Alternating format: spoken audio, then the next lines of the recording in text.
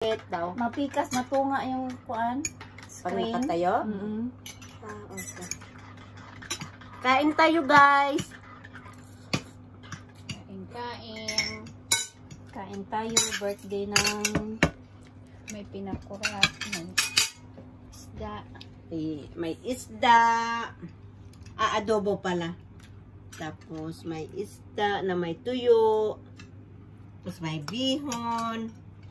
may bihon, May kape. coffee. Oh, may kape. Kompleto sa gabi. Completos ricadas.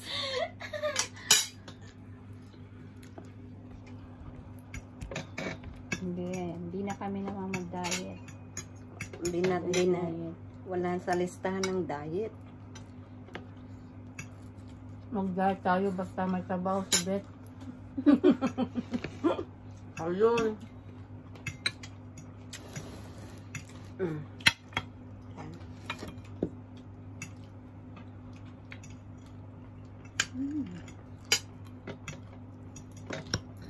Anong binili mong isdang isa? Parehas lang. Parehas lang. Hindi ba mo lang, ano? Hindi ba ko lang? Isang kilo yun. Ito? Ito nga. Tama, 3 piraso. So, 6 na piraso. Siguro. Pwede kasi sa laki. Basta sabi ko, 1 kilo. Tapos dagdagan mo ako ng isa pang, kalahating kilo. Mura doon ng tilapia, hindi ka nagkuha? Tilapia? Oo, 10. 10? Ang kilo. Nakita. Ha? Hindi mo nakita? Ano nakita? Meron 10 lang ang kilo. Ito, 16 to eh.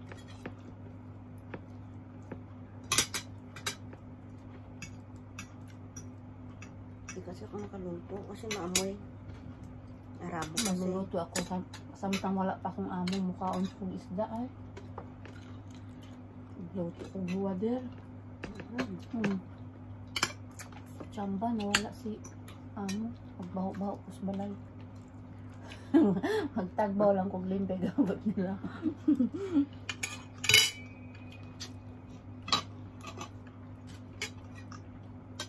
Yun ang mahirap kasi nandun ka sa loob. Oo. Sa taas ka, di ba nagluluto? Sa labas Sa pala. rooftop ako man. Kaya nga. Doon sa labas, hindi ka pwedeng magluto. Nasa taas man din ang gamit ko. Hirap din. Buti na lang kung nandun sa rooftop kasi nga, mas pagod mag-akit baba.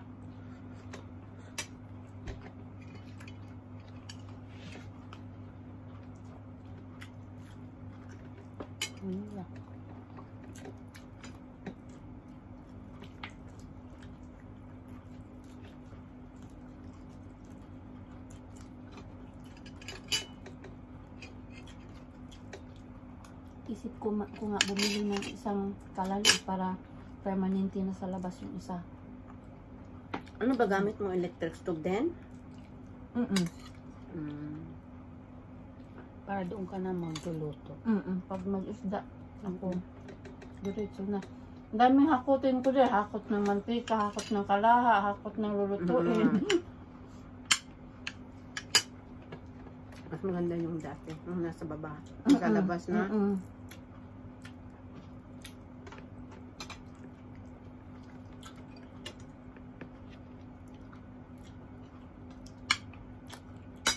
Dami kong ano. So, hindi naman pwede hindi tayong kakain ng ganito, no? Hinahanap ko. Nag-ano ko, kahit init na init, or hangin na hangin. Pagraba mahangin para ang hinay ng init ng kalan. Mahina talaga.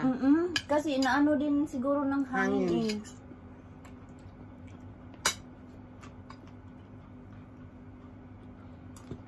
Minsan pa naman, abutin ka ng ano, tawag niyan, tagnok. Inis na inis ako. Doon ka magluto sa labas kasi inabot ako ng tagnok, madam. Hindi ko nakain yung luto ko. Ang daming tagnok. OMG. OMG talaga.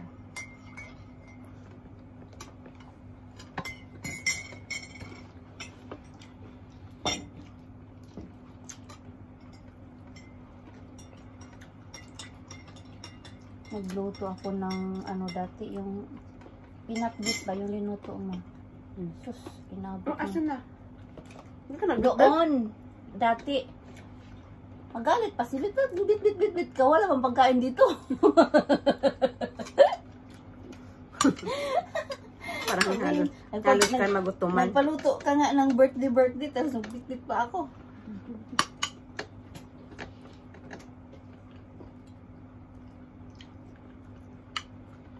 Si Margie, yung nagugutuman. Sabihin pa ni bit ka pa.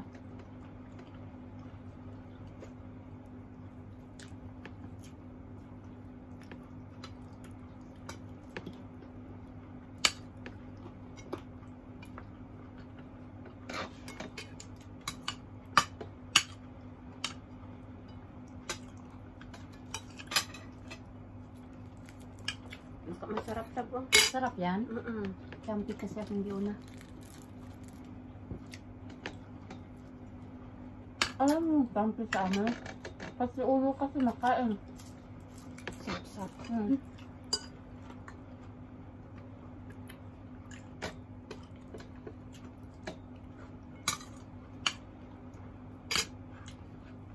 Dati sa amin, pati ulo, hindi pwede itapon.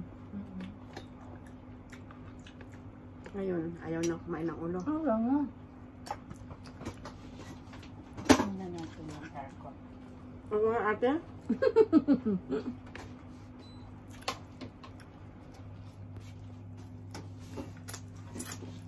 Kasi lumayan Mabubukog na tayo.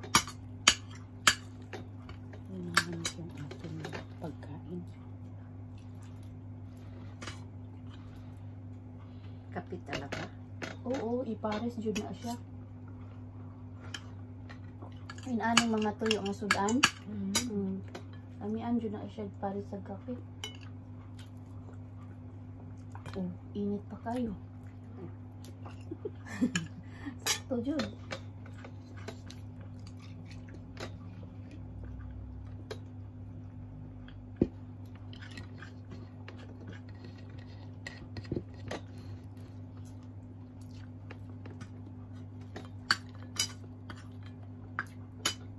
Sayawan na siya imong ganyan nga lami nga buwad. Kasi sa alat. Ay, hindi. Hindi. Sus, nagpapalit ko buwad po siya kong sister-in-law. Oo, kumusta naman? Karoon ang hitabo. Deliver na ko nakuha kanila ko prank. Na konsumo nila. Ang ibuhat, nagpapalit siya og lain sa lain ni bakasyon ng mga kaibigan niya. Sus, ang ipalit der kay mura nag-asin. Buti barata. Yung kinuha natin sa Biladyo. Oo. Maalat ko ba? Asan barata? Oo. Hindi sa maalat. Kanang nag-ano-ano ba, yung asin ba nagbabus-bus na sa skin. Hindi mo nakain. Kain pa rin. Pero parati. So, bago na ko kainin, isaw-saw na ko mayo sa suka. Di ako siya i-dip. So, ano na yung asin niya sa suka. Anong lugasan mo ng Kinabukasan ko na inan. Lalo ako matasika-tasika ng mantika. Kaya pagbabad mo, di tanggalin mo, dapat patuyo mo. Kasi nasa rooftop ka naman, di ba? Mga kong sabihan yan din. Ang langaw. Mm-mm. Nagluto nga ako, yung langaw. Bakit maano siya, maano ang tuyo sa langaw, no? Maamag. Sa atin, Mabilis niya amagin. magluto tayo ng bulad sa atin, di man. Iba kasi dito.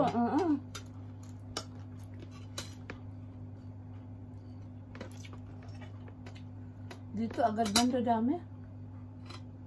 Kahit nga sa tuktok ka pa eh, di ba? Bigla-bigla nga akong magsira, baka Mapapasok. Oo, malang nga mapapasok eh. Magtanong din siya mo. There's flies. Diba? Grabing ingat natin.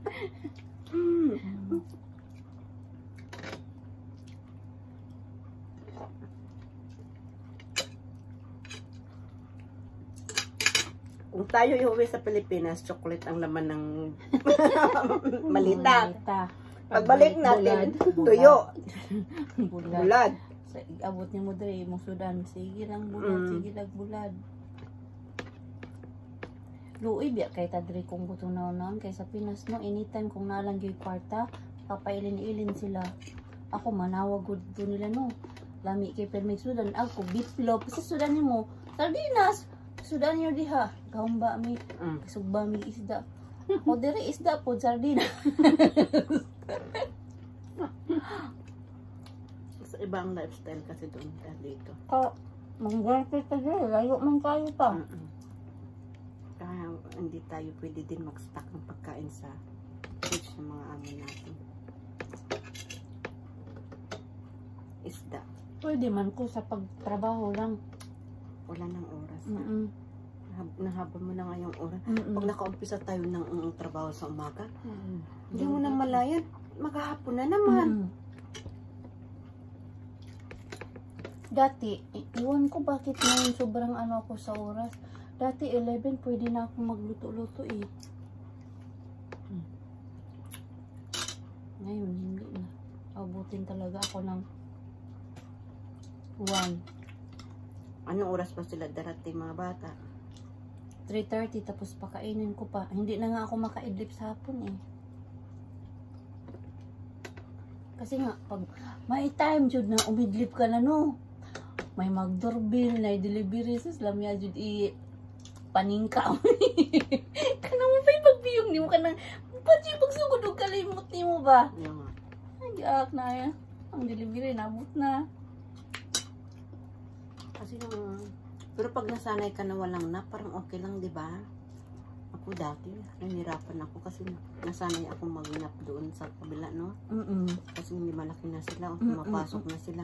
Natutulog talaga ako sa tanghali. Bago yan sila darating. Pero dyan, kasi hindi na ako nakanap. No? Makanap man din ako kasi nanonood siya ng TV. Pero pag alam niya na natutulog ka, ay guluhin ka niya. Ay ganun. Ay, Kasi ni ano niya kasi wala siyang ano. oo, imo. Tapos tatabi din siya. Sabi ko, manood ka ng TV. Sabi niya, pinatay niya na daw. Kasi matulog siya doon. Imo. Wala na. Ganun nga.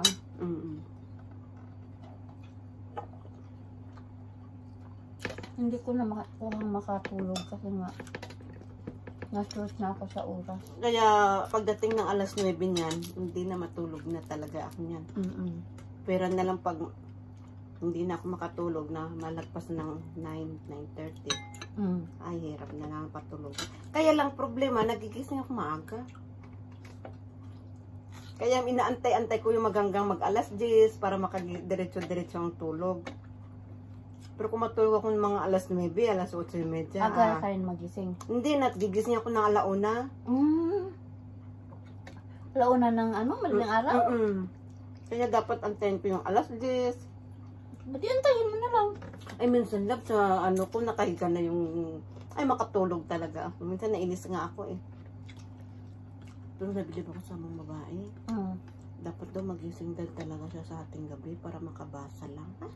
Basa niya? Magbasa lang siya. Bible? Hindi, magbasa lang siya. Magtuon lang siya. At iba talaga sila, no? Yung mga alaga nga natin, hindi sila matulog kung hindi makabasa ng books. Mga books. May katabi No? pang books. Ganun talagang style nila. Hindi pwedeng matulog na walang babasahin. Sabi niya, nainis ako sa sarili ko. Bakit? Hindi ako nakabasa ng... Hindi ako nakaread kagabi.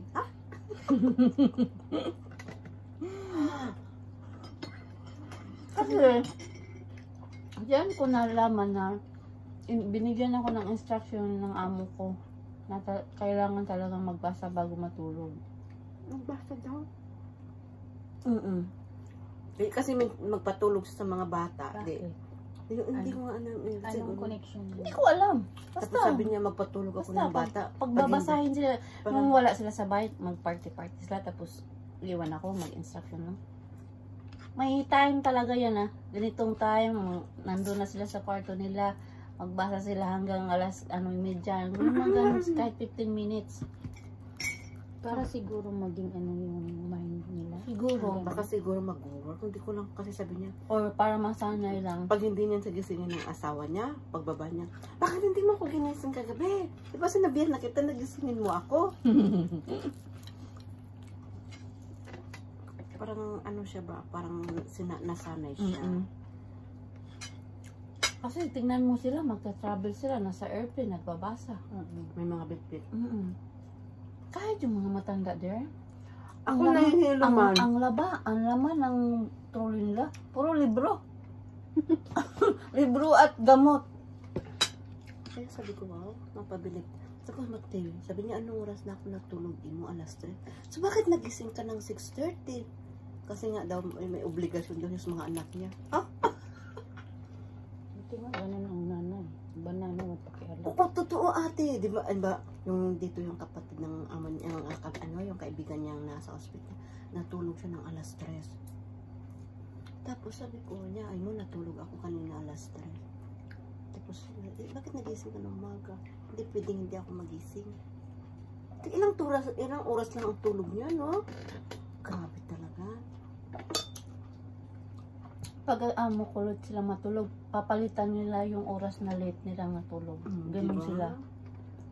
Kunyari, natulog sila ng alas 10 kasi kumain sa labas. Gigising yan alas 7. Babawiin nila Babawiin sa nila yung delay nila natulog. Sabi ko, grabe. Tapos kung late man siya magising, yung ibang amo, bahala ka dyan. Gising ko, late kasi gising yung trabaho, late. Ay, hindi pwede. Alas 12 siya magtrabaho, gigising pa din siya ng alas 6:30. Sabi ko, grabe, disiplinado talaga siya. Disiplinado. Pero pag wala yung lalaki, dapat 7 o'clock nandun na yung mga anak niya sa taas. Patulogin niya na talaga yan lang. I-appear niya na lang 7 o'clock. Pag nandiyan ang lalaki, medyo mahirapan na kami. Mahirap-hirapan na kami kasi maglaro pa naman sa mga anak niya. Kasi, Ang lalaki? Kasi parang yun lang ang banding niya. Yun lang talaga kasi late na sila umuwi 3:30. Alas 2, medyo alas 3. Minsan nga alas 4 pa. Sa tagal Nahapon? Pati, arios lang. Ang babae late na yan, 6 Ang o'clock. babae pinaka-late. 6 o'clock. Nag-open na pala yung company niya. Ha? In-open na nung Sunday. Na-open na ng Baladia, ng ministry daw. Kasi na-close sila ng 3 weeks ate. Bakit? Kasi nga, chinik up sila ng Baladia. So, kailangan nila pa ng further notice mula sa ministry. So, 3 weeks. Sabi ko, so it means yung 3 weeks nyo, weekday pa din yun. Sabi niya, oo. Sabi niya, kung isipin, dapat no work, no pay, diba? Pero mabait ang amo eh. Sabi ko, sa bagay, kasi obligasyon pa din ng employer yun na bayaran. Kasi hindi naman, ano yun. Sabi niya, alam mo, Imo, ang ginagawa namin doon. Lahat kami nasa opisina. Mula alas 8 hanggang alas 4, ang mga taongan ko doon, wala, nakaupo, naka-cellphone. Kasi sarado man. Pero nagjo-duty pa din sila. Nandun lang sila. Anong ano nila? Violation. Hindi ko alam kung anong violation nila. Kasi basta chinik lang ng Baladia. Kung siguro, nila kung okay ba ang Prada. Kasi marami di bang company ngayon na expire kung ano. Expire yung mga product. Chinik siguro ng ministry kung okay. Kasi pagkain yun eh. Sabi niya, inopen niya. Ay, sabi ko, buti naman. Sabi niya, pero matagal-tagal din. 3 weeks kami close. Mas lalo siyang na-busy.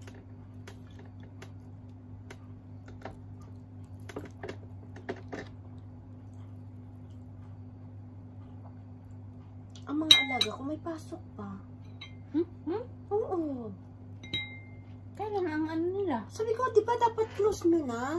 Alam mo, sabi ng alaga ko, wala kayong pako Sunday at saka Monday. Sabi niya, oo, mo holiday. So, wala na kayong pako. Sabi, hindi, babalik pa kami ng Tuesday, Wednesday, Thursday. So, 21 pa ang off ninyo. Baka magwalis pa sila. Tapos, ilan lang ang off nyo? 1 week lang? Sabi niya, oh, may ano pa. Tapos, Tuesday pa. Ha? Kaya siguro hindi Si sila amo ko makatravel. Si among lalaki nga hanggang 27, 28 pa eh. Alam no? Ang lalaki. Kaya siguro hindi sila makatravel doon. Oo, kaya binawin nila ng summer. 2 months daw sila eh. Summer. Kasi short. Kasi Ang ilang lang, parang wala. Tapos ang babae, hindi naman yan makaalis na ganun-ganun na lang. 2 months sila magbabakasyon sa summer. Sa Korea naman sila. Tapos next year, sa Korea din. After naman, salitan pala, Korea, tapos US. 1 year dito, sunod na taon doon na naman. sunod taon sa kabila. Pero nang last year, nasa US sila. Kaya ngayon sa Korean naman. Parang ano sila. Maternity. Sa yung pamilya ngayon na taon. Pero silang sa Korea, 3 years sila hindi nakapunta. Kasi di ba nag-pandemic?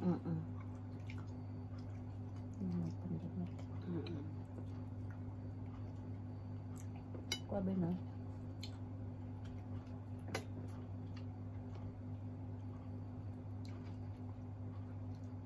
So, kung tutusin, pwede tayo magbakasyon ng taon-taon, ano? Tayo lang ang ayaw. Kasi wala man tayo maipon sa taon-taon. Kung taon-taon ay naku. Kung taon-taon mo wala kang obligasyon niya, yan ay like, usaray mong anak niya, gamay pa. Wala kang, wala kang college. estudyante. Pwede, pero kanyang taon-taon niya na kay college niya, dagan kay expenses. Tapos every month madala ka. Wala talaga, no? Kahit magsahod ka pa ng tuki. Kahit na. Sa hirap, mahal pa naman bilihin ngayon. Nagre-reklamo na yung mga tao sa Pilipinas. Oo, puro sila. Nagre-reklamo pero pumunta ka ng supermarket kay punong-puno. Wala din choice. Wala din choice. Oo. Kahit anong mahal kasi kahit Walang sasabihin nila walang pera, naghihirap ang mga Pilipino. Hindi, naghihirap kasi nakakagala nga, nakakaano. Mahal daw ng ano. mahal. Bigas. Bigas ang number 1 kasi sa atin. Dati magsaing yung mga tao sa bahay. Lagi lang may tapon sa aso. Ngayon talagang stricto na sa luto. Hindi na pwede. Kaya yan din ang ayaw ng nanay ko na magluto yung mga bata. Kasi kung hindi hilaw, Sunog. Oo. di masayang, di ba? Tsaka yung ang mga anak ko, minsan nagluluto sila ng saktuhan. Umaalis. Hindi pala sila nagsasabi na aalis sila. Kaya sabi ng upaw, kung aalis kayo, magsabi kayo kasi para hindi kayo masalihan sa pagluto. Sayang kasi yung pagkain eh.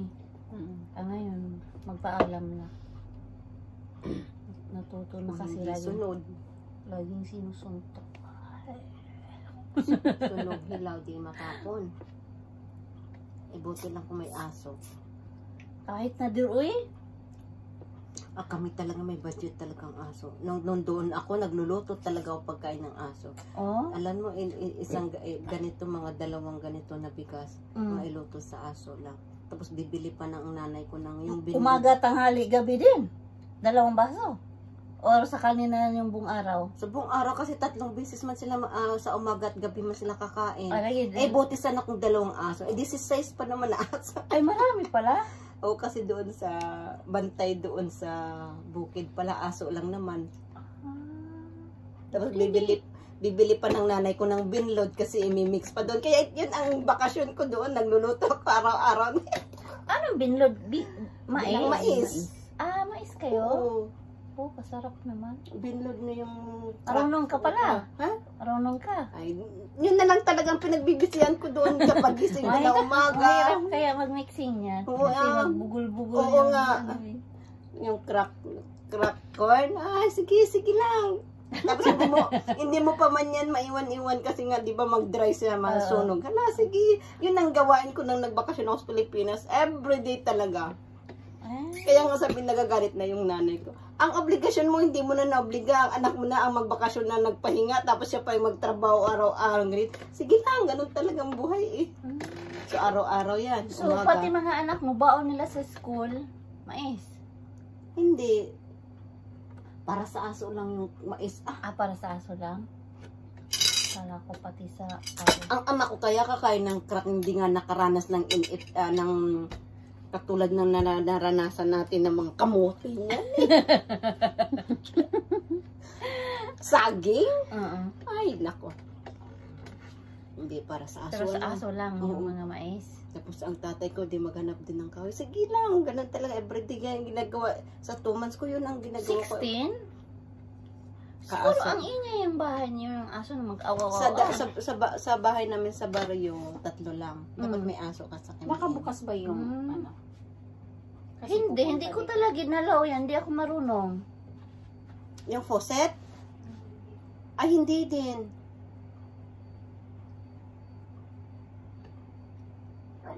Hindi ko alam kung na-flash ko ba din eh.